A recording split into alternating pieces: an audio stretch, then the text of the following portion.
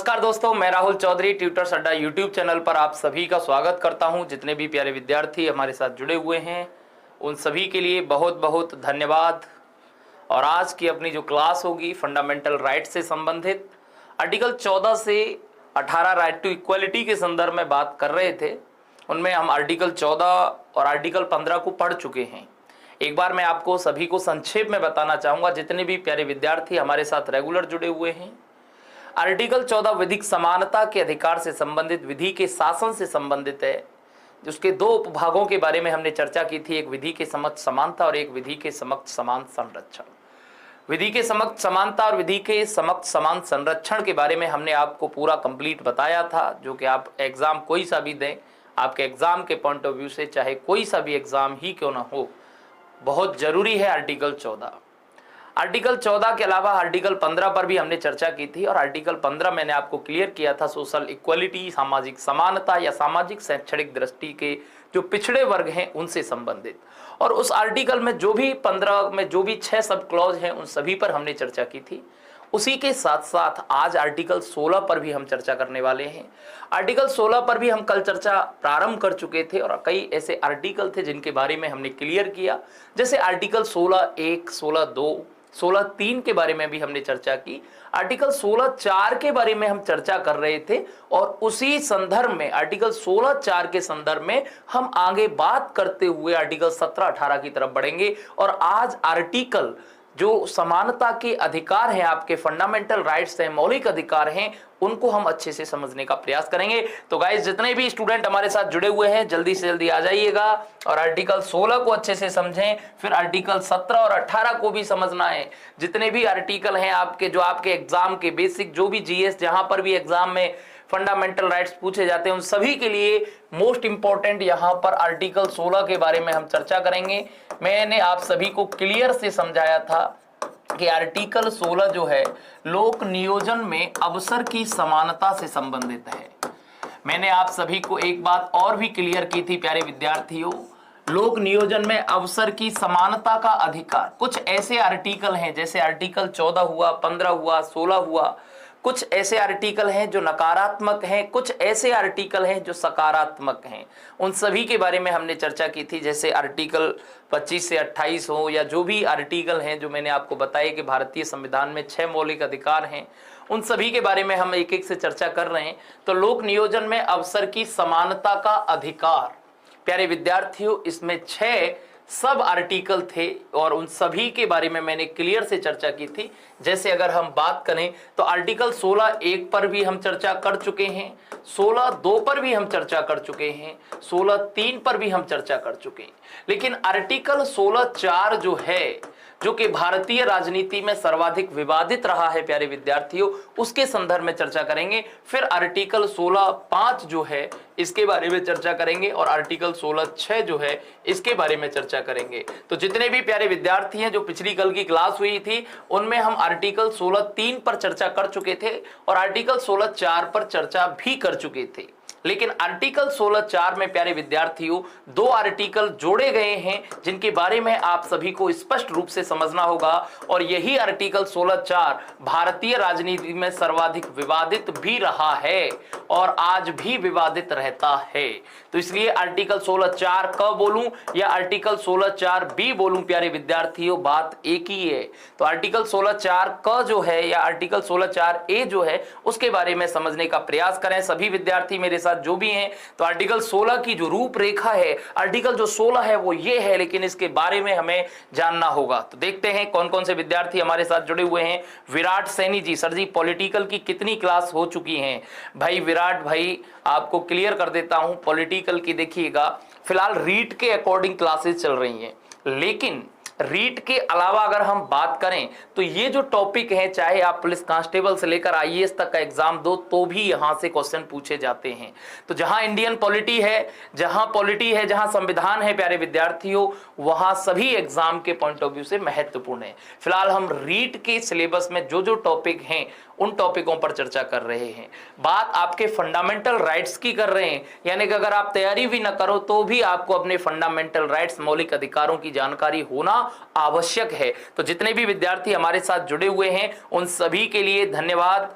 बिल्कुल, thank you. एक बार share जरूर कर दीजिएगा और रेगुलर क्लास का आनंद लिया करें।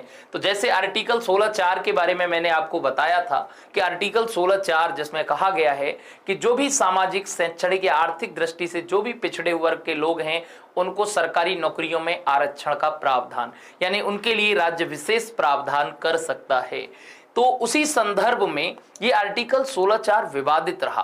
विवादित रहने का कारण ये था कि 1978 में मंडल आयोग का गठन किया गया। मंडल आयोग इसलिए कहते हैं क्योंकि वीपी मंडल की अध्यक्षता में एक कमीशन का गठन किया गया पिछड़े वर्गों से संबंधित, और उस कमीशन ने अपनी रिपोर्ट दी और उस रिपोर्ट में ओबीसी को 27% आरक्षण देने की सिफारिश की थी। और वही रिपोर्ट को प्रधानमंत्री वीपी सिंह विश्वनाथ प्रताप सिंह ने 1989 में लागू किया। जब लागू किया तो प्यारे विद्यार्थियों, वीपी सिंह की अगर हम बात करें, प्रधानमंत्री वीपी सिंह ने मंडल आयोग की जब रिपोर्ट को लागू किया तो ओबीसी को जब 27% आरक्षण दिया तो मंडल आयोग की रिपोर्ट को सुप्रीम कोर्ट में चुनौती दी गई, और वो सुप्रीम कोर्ट में चुनौती इंदिरा साहनी नाम से दी गई थी। तो जितने भी प्यारे विद्यार्थी हमारे साथ जुड़े हुए हैं, इंदिरा साहनी बनाम भारत संघ का ये केस आप सभी को ध्यान में रखना चाहिए कि ये क्या केस है। जबकि 1993 का केस है, कई किताबों में आपको 1992 भी मिल जाएगा, लेकिन इंदिरा साहनी बनाम भारत संघ 1993 का जो ये मामला है, इस मामले की अगर मैं बात करूं प्यारे विद्यार्थियों, तो सुप्रीम कोर्ट ने जो निर्णय दिए वो आप सभी को समझना होगा। सुप्रीम कोर्ट ने जो निर्णय दिए थे वो क्या क्या निर्णय दिए, तो सबसे पहले आप सभी को उन डिसीजन के बारे में बताऊंगा। यानी कि सुप्रीम कोर्ट ने जो कहा वो कहा कि भैया ओबीसी को जो 27% आरक्षण दिया गया है, ओबीसी को जो 20% रिजर्वेशन दिया गया है वो वैध है, यानी कि 27% आरक्षण वैध है। लेकिन वही बात सुप्रीम कोर्ट ने एक और कही कि 50% से अधिक आरक्षण नहीं होगा, यानी सभी वर्गों को मिलाकर आरक्षण का दायरा 50% से अधिक नहीं होना चाहिए। तो 50% से अधिक आरक्षण नहीं होगा, ठीक है, चाहे किसी को भी कुछ कितना ही क्यों ना दे दो, लेकिन आरक्षण की सीमा। साथ ही साथ नंबर 3 कहा गया, प्रमुख जो सिफारिशें थी वो मैं आप सभी को क्लियर कर देता हूं, जो सुप्रीम कोर्ट ने प्रमुख डिसीजन दिए कि पदोन्नति में आरक्षण नहीं होगा। लेकिन वर्तमान दौर की अगर मैं बात करूं तो प्यारे विद्यार्थियों, सरकार यानी कि संसद में, संविधान में संशोधन हुए, संसद ने कानून बनाए और सुप्रीम कोर्ट के निर्णयों को निष्क्रिय किया। और उन निष्क्रियों में आज आप देखोगे तो 50% से अधिक आरक्षण की बात करें, या प्रमोशन में आरक्षण नहीं होगा, या ओबीसी को 27% आरक्षण की बात करें, तो ये सभी डिसीजन निष्क्रिय हुए सुप्रीम कोर्ट के। और सरकार ने संविधान में संशोधन करते हुए 2 आर्टिकल जोड़े। एक आर्टिकल जोड़ा प्यारे विद्यार्थियों, जो मैं आप सभी को क्लियर कर देता हूं, वो है 16(4) क, और एक जोड़ा गया 16(4)B बोल सकते हैं, या आप 16(4) ख भी बोल सकते हैं। तो 16(4) क जो है प्यारे विद्यार्थियों, ये कब जोड़ा गया इसके बारे में आप सभी को अच्छे से समझना होगा। यही आर्टिकल है जो प्यारे विद्यार्थियों जोड़ा गया था। तो ये 77वें संविधान संशोधन, 77वें संविधान संशोधन 1995 के तहत जोड़ा। तो ये एग्जाम में क्वेश्चन पूछ लिया जाता है कि 77वें संविधान संशोधन, क्योंकि अब तक भारतीय संविधान में 105 अमेंडमेंट हो चुके हैं, लेकिन आपको 105 में से कम 50 भी याद है तो आपके एग्जाम में क्वेश्चन जो पूछा जाएगा उसको आप कर सकते हैं। तो जितने भी प्यारे विद्यार्थी हमारे साथ जुड़े हुए हैं उन सभी के लिए धन्यवाद, बिल्कुल थैंक यू। तो जो आर्टिकल 16(4) क है, 77 कॉन्स्टिट्यूशन अमेंडमेंट 1995 जो है, इसके द्वारा क्या प्रावधान किया गया, इस आर्टिकल को क्यों जोड़ा गया, तो आप सभी को क्लियर कर देना चाहता हूं। इस आर्टिकल के तहत प्रावधान किया गया कि पदोन्नति में आरक्षण हो सकता है। तो एक बार मैं सभी के कमेंटमेंट देख सकता हूं। बिल्कुल विराट जी बोल रहे हैं 77वें संविधान संशोधन अधिनियम 1985 के तहत ही जोड़ा गया। बिल्कुल भैया, बिल्कुल बिल्कुल, जितने भी प्यारे विद्यार्थी हैं, तो आप सभी को क्लियर से ये बात आप सभी को समझनी होगी। और ये जो है इसके तहत राज्य को शक्ति दी गई। तो यहां पर राज्य को क्या शक्ति दी गई, राज्य को ये शक्ति दी गई, राज्य को शक्ति ये दी गई कि एससी व एसटी के लिए पदोन्नति में आरक्षण का प्रावधान किया गया। पदोन्नति में मैं बहुत ज्यादा चर्चा नहीं करूंगा क्योंकि रीट के विद्यार्थी हैं, ज्यादा चर्चा करना भी उनके लिए खतरनाक साबित होता है। तो यहां पर देखिए एससी व एसटी के लिए पदोन्नति में आरक्षण का प्रावधान कौन से आर्टिकल में है, तो वो 16(4) का जो 77 कॉन्स्टिट्यूशन अमेंडमेंट 1995 के द्वारा जोड़ा गया। जबकि ऐसा ही एक अमेंडमेंट हुआ था प्यारे विद्यार्थियों, और वो 76वां संविधान संशोधन था। और 76वां संविधान संशोधन जो था प्यारे विद्यार्थियों, आप सभी को ये समझना, ये भी 1995 की बात है। इसके तहत तमिलनाडु में ओबीसी को 69%, ओबीसी जो वर्ग है ओबीसी को 69% रिजर्वेशन दिया गया, और इसको संविधान की नवी अनुसूची में भी जोड़ा गया। नवी जो अनुसूची है उसमें भी जोड़ा गया। तो आप सभी को ये बात ध्यान में रखनी है कि नवी अनुसूची में जोड़ा गया। तो स्पष्ट तौर पर आप सभी इस बात को समझने की कोशिश करें कि जो तमिलनाडु में ओबीसी को 69% जो आरक्षण दिया गया वो 76वें संविधान संशोधन के तहत, वही नवी अनुसूची में इसको जोड़ा गया तमिलनाडु में ओबीसी को, जबकि महाराष्ट्र में 48% आरक्षण है ओबीसी के लिए। लेकिन यहां पर मैंने बात जो कर रहा हूं कि ओबीसी को 27%, वो केंद्र की बात कर रहा हूं। तो यहां पर आजकल तो देखा संविधान में 105वां संविधान संशोधन हो चुका है, उसके तहत ये प्रावधान कर दिया गया कि राज्य भी अब ओबीसी की या जो भी है कैटेगरी वाइज यानी ओबीसी से संबंधित लिस्ट तैयार कर सकते हैं, पहले नहीं कर सकते थे। तो यहां पर यानी कि राज्य अब किसी भी जाति को ओबीसी में सम्मिलित कर सकते हैं 105वें संविधान संशोधन के तहत जो 2021 में हुआ है। तो 16(4) का आपके सभी के समझ में आ गया होगा। 76वें संविधान संशोधन के तहत तमिलनाडु को 69% आरक्षण दिया गया, ये भी आप सभी को समझना होगा। यहां राज्य के संदर्भ में आप सभी को समझना है भारत से है। तो ये आर्टिकल 16(4) ख जो है ये प्यारे विद्यार्थियों 81वें संविधान संशोधन के तहत जोड़ा गया। तो स्पष्ट तौर पर इसको भी आपको ध्यान में रखना है। 81वें संविधान संशोधन 2000 के तहत ये आर्टिकल जोड़ा गया 16(4)b। इसमें क्या प्रावधान किया गया इसके बारे में भी बात करते हैं। तो एक बार जितने भी प्यारे विद्यार्थी हैं क्लास को शेयर जरूर करें भाई, बहुत ही अच्छे से जितने भी प्यारे विद्यार्थी जुड़े हुए हैं। और इसमें भी आप सभी को क्लियर कर देना चाहता हूं, ये जो 16(4)b है, जो 16(4) ख है, ये 81वें संविधान संशोधन 2000 के तहत जोड़ा गया। और इसके तहत प्रावधान किया गया कि पिछली जो बैकलॉग है, पिछली खाली जो सीटें हैं, पिछली खाली सीटों यानी कि बैकलॉग की बात कर रहा हूं, बैकलॉग को मिलाकर आरक्षण जो है 50% से अधिक हो सकता है। आरक्षण 50% से अधिक हो सकता है, यानी कि आरक्षण का दायरा हो सकता है। तो ये बात आप सभी को स्पष्ट तौर पर समझनी है। जो पिछली खाली सीटें रह जाती हैं आरक्षित श्रेणी की, तो उनको मिलाकर आरक्षण 50% से अधिक हो सकता है। तो ये 16(4)b 16(4) क के बारे में आप सभी को स्पष्ट तौर पर समझना है। आर्टिकल 16(4) के बारे में कल मैंने आपको बता ही दिया था कि आर्टिकल 16(4) के तहत यानी कि जो सामाजिक, शैक्षणिक या आर्थिक दृष्टि, ऐसा ही नहीं कि सामाजिक, शैक्षणिक और आर्थिक तीनों ही हैं इसमें प्रावधान, ये बात आप सभी को क्लियर से समझनी है। तो आर्टिकल 16(4) और 16(1), 2, 3 के बारे में आप अच्छे से समझ चुके हैं। आर्टिकल 16(5) के बारे में भी बता देता हूं। देखिए आर्टिकल 16(5) और 16(6) जो हैं, ये जो है इनके बारे में भी थोड़ा सा समझ लीजिए। जैसे आर्टिकल 16(5) जो है और आर्टिकल 16(6) जो है, लेटेस्ट है ये आर्टिकल 16(6), दोनों के बारे में बता देता हूं एक साथ। आर्टिकल 16(5) में कहा गया है कि कुछ सरकारी नौकरियों में धर्म के आधार पर भी आरक्षण दिया जा सकता है। तो ये बात आप सभी को स्पष्ट तौर पर समझनी होगी। तो बिल्कुल यहां पर ये बात सभी को समझनी है, कुछ सरकारी नौकरियों में धर्म के आधार पर आरक्षण का प्रावधान, धर्म के आधार पर आरक्षण का प्रावधान, तो ये भी आप सभी को स्पष्ट तौर पर समझना होगा। आर्टिकल 16(5) बहुत ज्यादा इंपॉर्टेंट नहीं है, लेकिन कुछ सरकारी नौकरियों में। जैसे आर्टिकल 16(6) की बात करें, ये तो लेटेस्ट है और ये 103वें संविधान संशोधन अधिनियम 2019 के तहत जुड़ा।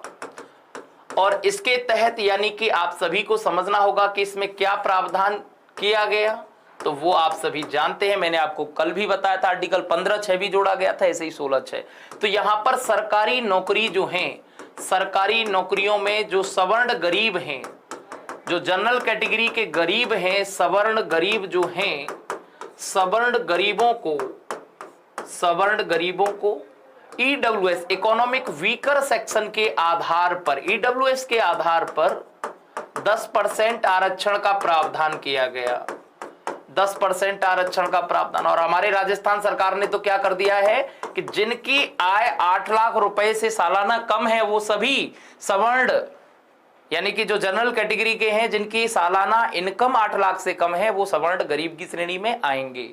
ठीक है, पहले बहुत ज्यादा नियम थे लेकिन अब ये क्लियर कर दिया है। तो आर्टिकल 16(5) और 16(6) के बारे में आप सभी स्पष्ट तौर पर समझ गए हैं। जितने भी प्यारे विद्यार्थी हमारे साथ जुड़े हुए हैं उन सभी के लिए धन्यवाद। देखते हैं जितने भी प्यारे विद्यार्थी जुड़े हुए हैं। बिल्कुल बिल्कुल, थैंक यू आप सभी के लिए जो बता रहे हैं। विराट जी बोल रहे हैं कि भाई 16(4) ख, तो मैंने आप सभी को क्लियर कर दिया है कि 16(4) ख 81वें संविधान संशोधन 2000 के तहत। देखिए इसमें कंफ्यूज नहीं होना है 2001 या 2000 में। 2000 के तहत यानी कि 2000 में संशोधन ये हुआ था, 2001 से लागू हुआ था। कई किताबों में सन के चक्कर में नहीं पढ़ना है। सन आपको 2001 भी मिल सकती है, 2000 भी मिल सकती हैं। अच्छी किताब अगर आप पढ़ोगे तो जो है 81 कॉन्स्टिट्यूशन अमेंडमेंट सन 2000 में ही हुआ था। ये बात आप सभी को समझनी होगी। तो विराट जी जितने भी हमारे साथ आप सभी जुड़े हुए हैं उन सभी के लिए धन्यवाद। तो आर्टिकल 16 जो है आपका कंप्लीट हो चुका है। आर्टिकल 17 और आर्टिकल 18 ये भी अपने आप में इंपॉर्टेंट है। आर्टिकल 17 के बारे में भी क्लियर से कर देता हूं मैं चर्चा कि आर्टिकल जो 17 है इसमें क्या है। ये अस्पृश्यता के अंत से संबंधित है। अस्पृश्यता का अंत, और अस्पृश्यता का अंत यानी कि आप इस बात को समझिएगा छुआछूत का अंत। छुआछूत के अंत की बात आर्टिकल 17 में है, यानी अस्पृश्यता का अंत, छुआछूत का अंत।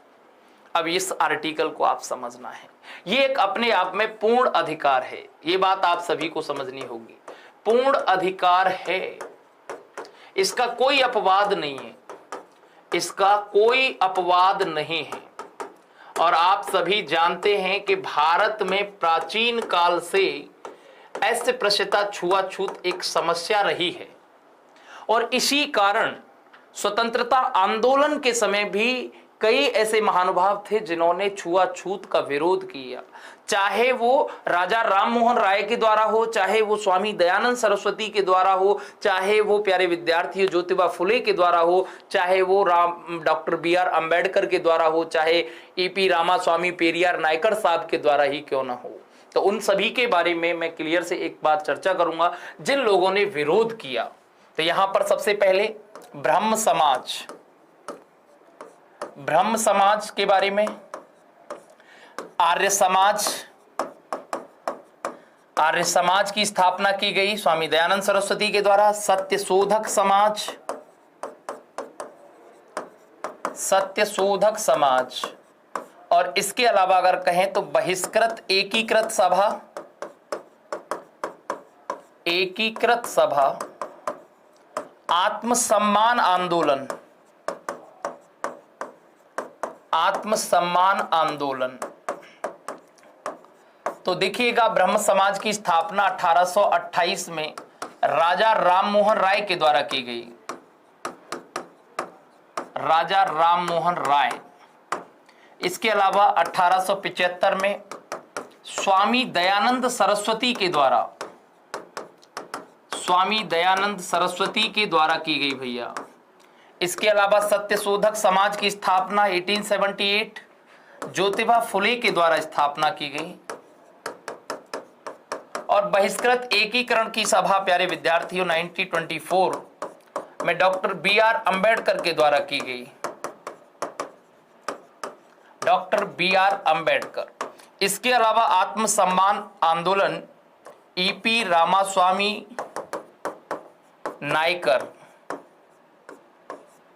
नायकर, जिनको पेरियार भी कहा जाता था, इन्होंने ये आंदोलन चलाए। तो स्वतंत्रता आंदोलन के समय जिन लोगों ने छुआछूत को विरोध किया वो सभी आपके सामने हैं। तो इतिहास की भी बात आप सभी को क्लियर से समझनी है। तो आर्टिकल 17 अस्पृश्यता के अंत से संबंधित है।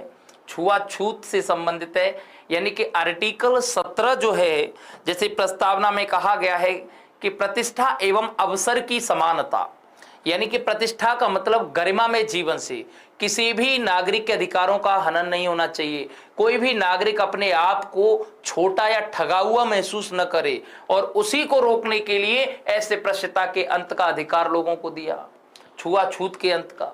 और इससे संबंधित अस्पृश्यता को रोकने के लिए कानून भी बने। उन कानून के बारे में भी बता देता हूं। अस्पृश्यता के उन्मूलन के लिए अस्पृश्यता उन्मूलन अधिनियम भी बनाया गया, अस्पृश्यता उन्मूलन अधिनियम। और ये अस्पृश्यता उन्मूलन अधिनियम 1955 में, और आप सभी को ध्यान में रखना होगा, इसके तहत यानी कि ये प्रावधान किया गया कि कोई भी ऐतिहासिक तौर पर भी अस्पृश्यता को उचित ठहराने का प्रयास नहीं करेगा। तो ये बात भी आप सभी को समझनी होगी। तो ये सामाजिक समानता को अंतर्विष्ट करता है ये आर्टिकल, ये बात आप सभी को स्पष्ट तौर पर समझनी होगी। और इसमें आप सभी एक बात और अच्छे से समझ सकते हैं कि इस संशोधन या इस एक्ट या अधिनियम के द्वारा, जो अस्पृश्यता उन्मूलन अधिनियम 1955 में जो बनाया गया, इसके तहत क्या प्रावधान किया गया, मोटे तौर पर आप सभी को ध्यान में रखना होगा। आर्थिक दंड की व्यवस्था की गई, आर्थिक दंड। और आर्थिक दंड यानी कि 500 रुपए प्लस 6 माह कारावास, शारीरिक दंड की भी, यानी आर्थिक 500 रुपए प्लस 6 माह या दोनों से दंड के प्रावधान किए गए। क्लियर से समझना है। फिर इसमें एक संशोधन हुआ, और वो संशोधन 1976 में हुआ, जिसको प्यारे विद्यार्थियों नागरिक अधिकार सिविल अधिकार संरक्षण अधिनियम के नाम से जाना जाता है। सिविल अधिकार संरक्षण अधिनियम 1976। तो ये बात भी आप सभी को समझनी है। तो यहां पर आर्टिकल 17 के बारे में आप सभी क्लियर से समझ रहे होंगे। तो जितने भी हमारे साथ जुड़े हुए हैं उन सभी के लिए धन्यवाद भैया, बहुत ही अच्छे जिन्होंने बिल्कुल। और देखिए ये जो है प्राइवेट जो व्यक्ति हैं, उनके प्राइवेट व्यक्तियों के विरुद्ध भी उपलब्ध है, ये बात भी आप सभी को समझनी होगी। तो अस्पृश्यता उन्मूलन अधिनियम 1955, 500 रुपए या 6 माह या दोनों से दंड का प्रावधान। 1976 में सिविल अधिकार संरक्षण अधिनियम 1976 यानी संशोधन करके इसका नाम परिवर्तित हुआ। अस्पृश्यता को ही रोकने के लिए आर्टिकल 338 की मैं बात करूं तो अनुच्छेद 338 के तहत राष्ट्रीय अनुसूचित जाति आयोग का गठन किया गया। राष्ट्रीय अनुसूचित जाति आयोग, राष्ट्रीय एससी कमीशन, इसका गठन किया गया। और आप सभी जानते हैं इसके तत्कालीन अध्यक्ष थे, यानी कि अध्यक्ष थे बूटा सिंह, जो कि भारत के गृह मंत्री भी रहे हुए हैं और हमारे राजस्थान से लोकसभा के सदस्य भी रहे हुए हैं बूटा सिंह। तो बूटा सिंह जी जो थे इसके अध्यक्ष थे और उन्होंने दलित शब्द पर भी आपत्ति उठाई थी। तो इनके अध्यक्ष जो थे, अध्यक्ष बूटा सिंह भी रहे हैं, बूटा सिंह रहे, और इन्होंने दलित शब्द पर आपत्ति जताई थी, दलित शब्द पर भी आपत्ति जताई थी। यानी कि आप सभी को ये समझना होगा कि इस शब्द का प्रयोग महात्मा गांधी ने भी नहीं किया, दलितों के लिए हरिजन शब्द का प्रयोग किया है। तो आप सभी को ये ध्यान में रखना होगा। तो राष्ट्रीय एससी कमीशन का गठन किया गया एससी के लोगों के अधिकारों की सुरक्षा के लिए। तो आप सभी को ये ध्यान में रखना है। साथ ही साथ अस्पृश्यता उन्मूलन अधिनियम 1955 के तहत आर्थिक दंड का, सिविल अधिकार संरक्षण अधिनियम 1976 के तहत शारीरिक दंड का प्रावधान किया गया। तो जितने भी विद्यार्थी जुड़े हुए हैं एक बार देख लेता हूं मैं कमेंट आप सभी के, जितने भी आप सभी हैं उन सभी के संदर्भ में मैं बात क्लियर कर लेता हूं। देखते हैं।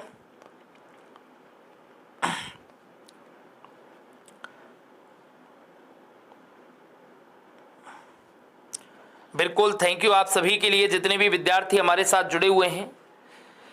तो क्लियर ये आप सभी ने समझ लिया। आर्टिकल 17 जो कि समता के अधिकार का एक अच्छा उदाहरण है। तो इस संदर्भ में आप सभी को समझना है कि आर्टिकल 17 समता के अधिकार का एक सबसे अच्छा उदाहरण है। यानी कि जो समानता के अधिकार हैं उनमें आर्टिकल 17 भी शामिल है, जिसमें अस्पृश्यता के अंत का प्रावधान है। ये एक पूर्ण अधिकार है, इसका कोई अपवाद भी नहीं है। तो आप सभी को ये क्लियर से समझना होगा। अस्पृश्यता छुआछूत का विरोध किनके द्वारा किया गया वो भी मैंने क्लियर किया है। अस्पृश्यता को रोकने के लिए जो कानून बनाया गया 1955 में, जबकि प्यारे विद्यार्थियों आर्थिक दंड का प्रावधान किया गया, इसमें एक अमेंडमेंट हुआ 1976 में, जो कि आप सभी को समझना है, आर्टिकल 338 के तहत राष्ट्रीय अनुसूचित जाति आयोग का। इसीलिए आप सभी को समझना है आर्टिकल 338 क में राष्ट्रीय अनुसूचित जनजाति आयोग के प्रावधान है। तो यहां पर मैं आप सभी को क्लियर कर देता हूं, अनुच्छेद 338 क में आप सभी को समझना है कि एसटी आयोग का भी प्रावधान है, संवैधानिक आयोग है। और अनुच्छेद 340 में आप सभी को समझना है राष्ट्रीय पिछड़ा वर्ग आयोग, राष्ट्रीय पिछड़ा वर्ग आयोग के गठन का प्रावधान। और आप सभी एक बात अच्छे से समझें, राष्ट्रीय पिछड़ा वर्ग आयोग को संवैधानिक दर्जा जो दिया गया, संवैधानिक दर्जा वो 102वें संविधान संशोधन 102वें संविधान संशोधन 2018 के तहत दिया गया। तो क्लियर से आपके एग्जाम में कुछ पूछा जाए, अध्यक्ष का नाम तो एग्जाम में नहीं पूछा जाता है, लेकिन करंट अफेयर्स के तौर पर अगर मालूम है आप सभी को, जब आपका एग्जाम हो तो आप सभी को इनके तत्कालीन अध्यक्ष के नाम भी क्लियर होने चाहिए। तो ये आर्टिकल 338 का, आर्टिकल 340 इनके बारे में मैंने बता चुका हूं। आप सभी को जितने भी जुड़े हुए हैं उन सभी के लिए धन्यवाद, थैंक यू आप सभी के लिए। नेक्स्ट अगर हम बात करें तो आर्टिकल 18 के बारे में चर्चा करेंगे। तो एक बार सभी विद्यार्थी अच्छे से स्क्रीनशॉट भी लेना चाहें तो ले सकते हैं।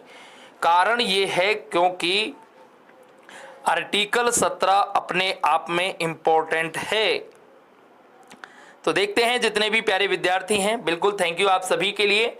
और आप सभी को एक बात क्लियर कर देता हूं, संसद जो है अस्पृश्यता से संबंधित कानून बना सकती है, विधि बना सकती है आर्टिकल 35 के तहत। क्योंकि आर्टिकल 35 जो है आप सभी को अगर मैं बताना चाहूं तो आप ऐसे समझो, आर्टिकल 35 जो है ये संसद को शक्ति देता है, संसद को शक्ति देता है अस्पृश्यता के संदर्भ में विधि बनाने की, विधि निर्माण की। तो आप सभी, क्योंकि आर्टिकल 35 में कहा गया है कि फंडामेंटल राइट्स के क्रियान्वयन के लिए कानून अगर बनाया जाएगा तो संसद के द्वारा बनाया जाएगा, केंद्र की विधायिका के द्वारा बनाया जाएगा, न कि राज्य विधानमंडल के द्वारा, न कि राज्य की विधायिका के द्वारा। तो आर्टिकल 17 आपने अच्छे से समझ लिया होगा। अब नेक्स्ट बात करेंगे प्यारे विद्यार्थियों, एक बार शेयर जरूर करें, लाइक भी कर दें। लाइक बहुत कम आते हैं, आपकी वॉचिंग भी बहुत कम चलती है, तो इसलिए फिर जो है मेरा मन नहीं करता पढ़ाने का, ठीक है। तो यहां पर ये बात आप सभी को ध्यान में रखनी है। आर्टिकल 18 ये जो है उपाधियों के अंत से संबंधित है। उपाधियों का अंत प्यारे विद्यार्थियों आप सभी को समझना है कि उपाधियों का अंत जो है आर्टिकल 18 उपाधियों के अंत से संबंधित है, यानी कि उपाधियों के अंत का अधिकार। भारत में आपने देखा होगा प्राचीन काल में बहुत से राजा, महाराजा धीराज, नायक होड़, रॉबिन होड़, न जाने कैसी कैसी उपाधियों का प्रयोग करते थे। लेकिन जब भारत को स्वतंत्रता मिली, संविधान लागू हुआ, तो प्यारे विद्यार्थियों इन उपाधियों को एक देखा जाए तो एक यानी कि असमानता का रीजन बता दिया गया, यानी कि उपाधियों के अंत का प्रावधान आर्टिकल 18 में है। तो इसलिए आप सभी को समझना होगा, चाहे जो राजा लगाए या जो महाराजा लगाए या महाराजा धीराज लगाए, राजा महाराजा बहुत पहले उपाधि लगाते थे, महाराजा धीराज आ रहे हैं, नायक होड़ आदि उपाधियां जो थीं प्यारे विद्यार्थियों, स्वतंत्रता प्राप्ति के बाद इनको असमानता का परिचायक माना गया।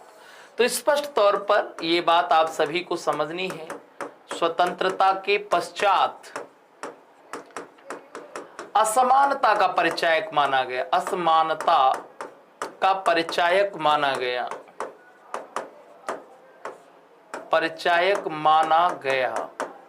तो आप सभी इस बात को अच्छे से क्लियर से समझें।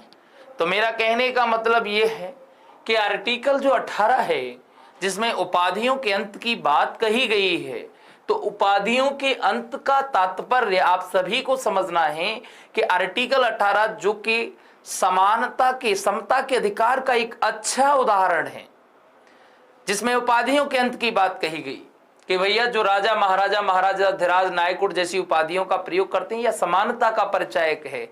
इसीलिए आप सभी को समझना होगा 1954 में भारत रत्न की शुरुआत हुई।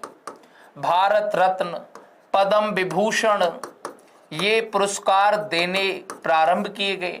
सर्वप्रथम भारत रत्न डॉक्टर सर्वपल्ली राधाकृष्णन को मिला, लेकिन इनको 1977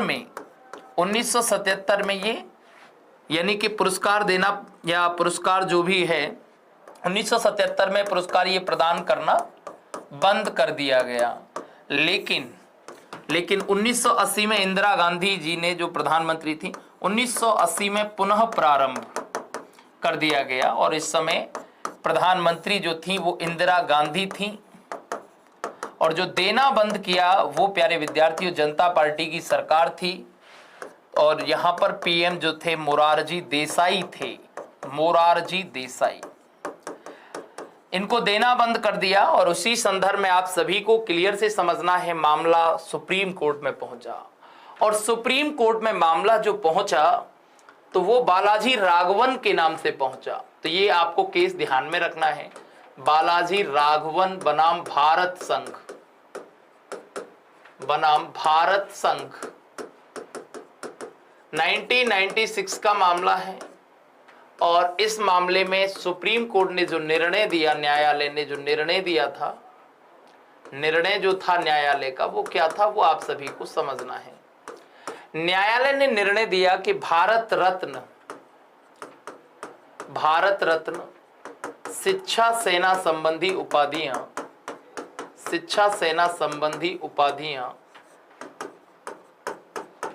नहीं है, सम्मान है, सम्मान है। और कोई भी व्यक्ति इनको अपने नाम के पीछे टाइटल के रूप में प्रयोग नहीं करेगा। तो न्यायालय ने निर्णय दिया कि भारत रत्न शिक्षा सेना संबंधी उपाधियां नहीं है, सम्मान है।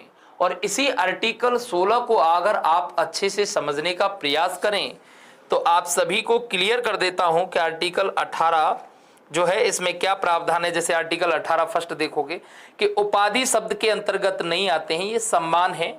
अलंकृत व्यक्ति के नाम के आगे या पीछे इनका प्रयोग नहीं किया जा सकता। तो ये भारत रत्न शिक्षा सेना संबंधी उपाधियां नहीं है, सम्मान है। और कोई भी व्यक्ति यानी अलंकृत व्यक्ति नाम के आगे या पीछे, नाम के आगे या पीछे टाइटल के रूप में प्रयोग नहीं करेगा, टाइटल के रूप में प्रयोग नहीं करेगा और ये उपाधियों की श्रेणी में नहीं आता। आर्टिकल 16 फर्स्ट में ये बात कही गई है। तो जितने भी प्यारे विद्यार्थी हैं इस बात को समझे। जैसे किसी को भारत रत्न मिला है तो पहले नाम होगा, फिर उसके नीचे लिखा रहेगा भारत रत्न प्राप्त करता। तो भारत रत्न प्राप्त करता है भैया, न कि कोई व्यक्ति नाम के पीछे आगे टाइटल के रूप में प्रयोग करे। भारत रत्न प्राप्त करता, ऐसे व्यक्ति जो है अपने नाम के नीचे लगा सकता है भारत रत्न प्राप्त करता, ठीक है।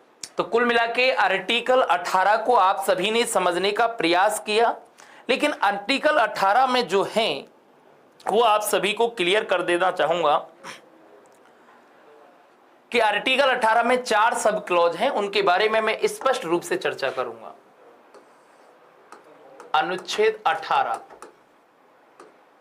तो अनुच्छेद 18 जो है इसमें 4 सब क्लॉज हैं, उन सभी के बारे में क्लियर से कर देता हूं। एक है आर्टिकल 18 फर्स्ट, एक है आर्टिकल 18 सेकंड, एक है आर्टिकल 18 थर्ड और एक है आर्टिकल 18 फोर्थ।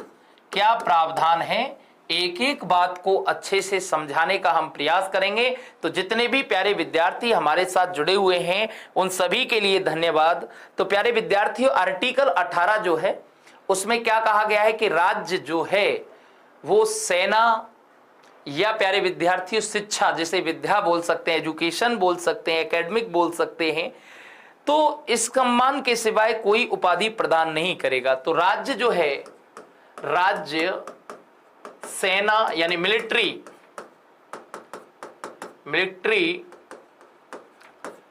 तो राज्य सेना कौमा विद्या यानी कि एकेडमिक,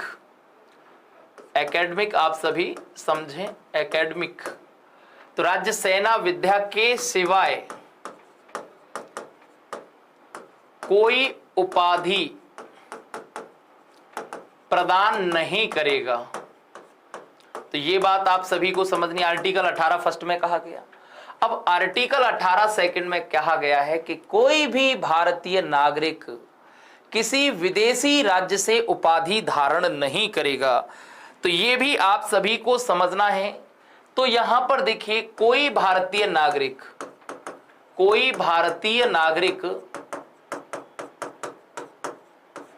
कोई विदेशी उपाधि धारण नहीं करेगा, उपाधि धारण नहीं करेगा। तो ये भी आप सभी को समझना है कि कोई भी भारतीय नागरिक विदेशी उपाधि धारण नहीं करेगा भारत में। और यहां पर आर्टिकल 18(3) में कहा गया कि कोई विदेशी नागरिक अगर भारत में है, विदेशी नागरिक भारत में लाभ के पद पर है, लाभ के पद, ऑफिस ऑफ प्रॉफिट, लाभ के पद पर है, तो वो भी प्यारे विद्यार्थियों उपाधि धारण नहीं करेगा। ये बात आप सभी को क्लियर से समझ में आनी चाहिए कि विदेशी व्यक्ति जो भारत में कोई लाभ या विश्वास का पद धारण करता है, तो ऐसा कोई व्यक्ति जो है यानी कि किसी विदेशी राज्य से कोई उपाधि बिना राष्ट्रपति के ग्रहण नहीं करेगा। तो यहां पर यह क्लियर हुआ कि विदेशी नागरिक भारत में लाभ के पद पर है या विश्वास के पद पर है, विश्वास के पद पर है, तो अपने देश की या अपने या किसी अन्य देश की उपाधि धारण, किसी अन्य देश की उपाधि धारण राष्ट्रपति की सहमति के बिना, राष्ट्रपति की सहमति के बिना नहीं करेगा, धारण नहीं करेगा, नहीं करेगा। तो ये 4 सब क्लॉज हैं, चारों को अच्छे से समझना है।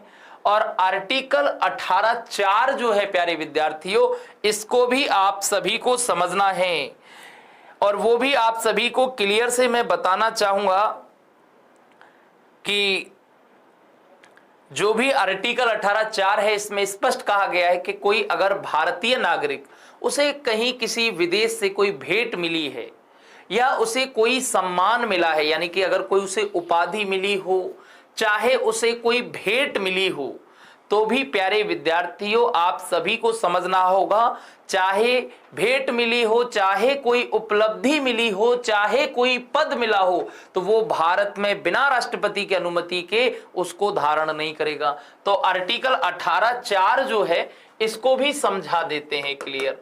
तो आर्टिकल 18(4) में क्या कहा गया है कि भारतीय नागरिक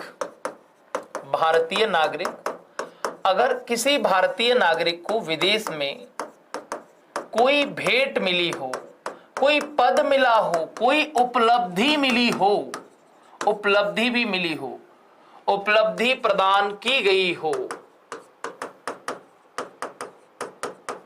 तो आप सभी को समझना होगा भारत में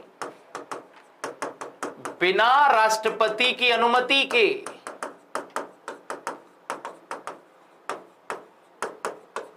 उपाधि धारण नहीं करेगा या उपाधि धारण नहीं करेगा। लेकिन प्यारे विद्यार्थियों, वो व्यक्ति लाभ के पद पर है या विश्वास के पद पर, विश्वास के पद पर हो, तो वो भारतीय नागरिक बिना राष्ट्रपति की सहमति के उपाधि धारण नहीं करेगा। तो आर्टिकल 18 में जो आर्टिकल 18 1 2 3 4 जो भी मैंने आपको बताए हैं, ये एक तरह के आदेशात्मक नहीं है, निर्देशात्मक हैं। यानी कि अगर इनका उल्लंघन किया जाता है तो कोई दंड का प्रावधान नहीं है। तो जितने भी आप सभी हमारे साथ जुड़े हुए हैं, तो उन सभी के बारे में आप सभी को समझनी होगी बात, तो इसलिए आप सभी को क्लियर कर देना चाहता हूं।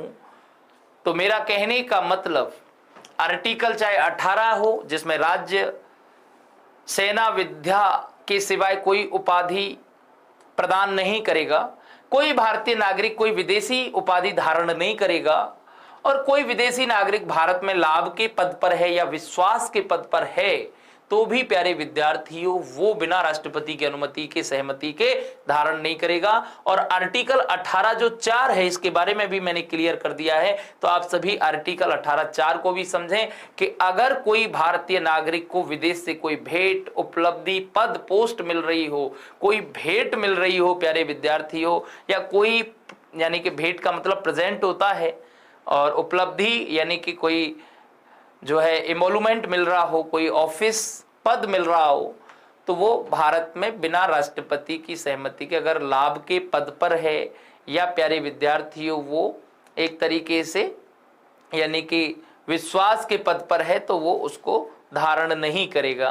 तो ये क्लियर से आप सभी को स्पष्ट तौर पर समझना है। तो आर्टिकल 18 के जो उपबंध हैं उनको मैं क्लियर से कर देता हूं। तो आर्टिकल 18 जो है, अनुच्छेद 18 में जो प्रावधान है, जो उपबंध हैं, ये आदेशात्मक नहीं है, आदेशात्मक नहीं है, निर्देशात्मक हैं, निर्देशात्मक हैं, अर्थात दंड का प्रावधान नहीं है, दंड का प्रावधान नहीं है। वैसे मैं आप सभी को क्लियर करना चाहूं तो आप ऐसे समझ सकते हो कि अगर संसद कानून बनाए दंड का प्रावधान कर दे तो कर सकती है, क्योंकि फंडामेंटल राइट से संबंधित भारतीय संसद को कानून बनाने की शक्ति है, विधि बनाने की शक्ति है। तो आर्टिकल 18 क्लियर हो गया। तो यहां पर देखिए हमने कितने आर्टिकल आज पढ़े, देखे, समझे, उन सभी के बारे में समझना PDF आप प्राप्त कर सकते हैं जो भी विद्यार्थी हैं। तो आर्टिकल 14-15 के बारे में कल हम चर्चा कर चुके थे। आर्टिकल 16 लोक नियोजन में अवसर की समानता, जिसमें एक एक सब क्लॉज को संदर्भ में हमने चर्चा की है। साथ ही साथ आर्टिकल 16 1 2 3 4 5 6 सभी के बारे में अच्छे से क्लियर किया है, आप सभी को ध्यान में रखना होगा। आर्टिकल 17 अस्पृश्यता के अंत जो कि पूर्ण अधिकार है, इसका कोई अपवाद नहीं है। आर्टिकल 18 के बारे में भी हमने चर्चा की। आर्टिकल 17 से संबंधित कोई भी पहलू था उसके बारे में हमने चर्चा की। आर्टिकल 18 के बारे में हमने स्पष्ट क्लियर किया है कि उपाधियों के अंत से संबंधित है। तो यहां पर आर्टिकल 14, 15, 16, 17, 18 तो आप सभी को क्लियर कर देना चाहता हूं कि जो हमने पहला मौलिक अधिकार जो हमारा है समानता का अधिकार, समानता के अधिकारों की बात करूं तो समानता के अधिकार जो हैं वो अनुच्छेद 14 से 18 के अंतर्गत हैं। अनुच्छेद 14 से 18 जो कि कंप्लीट हो चुके हैं। कल जो हम पढ़ेंगे वो स्वतंत्रता के अधिकार पढ़ेंगे, स्वतंत्रता के अधिकार। और स्वतंत्रता के अधिकार कौन कौन से अनुच्छेदों में हैं तो वो मैं क्लियर से आपको बता देता हूं। आर्टिकल 19 से 22 एक एक आर्टिकल को पढ़ेंगे, चाहे वो आर्टिकल 19 ही क्यों ना हो, चाहे वो आर्टिकल 20 ही क्यों ना हो। अनुच्छेद 19 जिसमें 6 प्रकार की स्वतंत्रताएं, आर्टिकल 20 प्यारे विद्यार्थी अपराध के समय दोष सिद्धि संरक्षण से संबंधित है। आर्टिकल 21 प्यारे विद्यार्थियों प्राण एवं दैहिक स्वतंत्रता के अधिकार से संबंधित है। आर्टिकल 21 निःशुल्क प्राथमिक शिक्षा के अधिकार से संबंधित है। आर्टिकल 22 गिरफ्तारी एवं निवारक निरोध से संबंधित है।